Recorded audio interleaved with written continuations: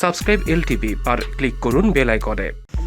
পারিবারিকভাবে হয়ে গেল সঙ্গীত শিল্পী ও উপস্থাপক পুতুলের বিয়ে। গত বুধবার ঢাকার মোহাম্মদপুরের একটি কনভেনশন সেন্টারে পুতুলের বিবাহোত্তর সংবর্ধনা অনুষ্ঠানের আয়োজন করা হয়।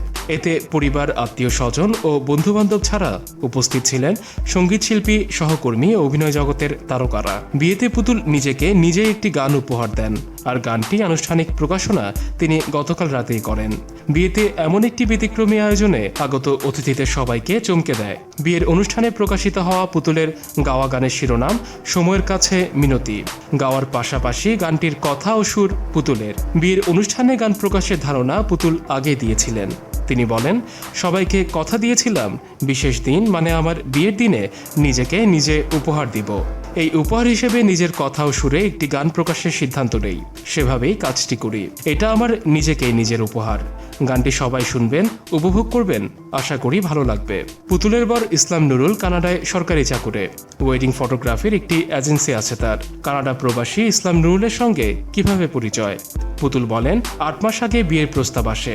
পুরো ব্যাপারটি পারিবারিকভাবে এগিয়েছে। সপ্তাহখানেক আগে আমাদের দুজনের দেখা হলো। নতুন জীবনের শুরুতে সবার কাছে দোয়া চাই। গানের পাশাপাশি ক্লোজ আপ ওয়ান তারকা পুতুল লেখালেখি করেন।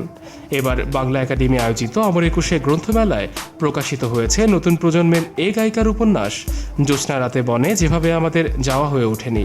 বেসরকারি বিশ্ববিদ্যালয় থেকে তিনি সঙ্গীতে স্নাতকোত্তর করেছেন।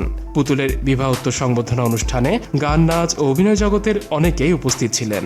আগের দিন একই ভেন্যুতে গায়ে হলুদ অনুষ্ঠানের আয়োজন করা হয়। ক্লোজ আপ ওয়ান তোমাকেই খুঁজছে বাংলাদেশ প্রতিযোগিতার দ্বিতীয় আসরে সেরা 10-এর অন্যতম প্রতিযোগী ছিলেন পুতুল।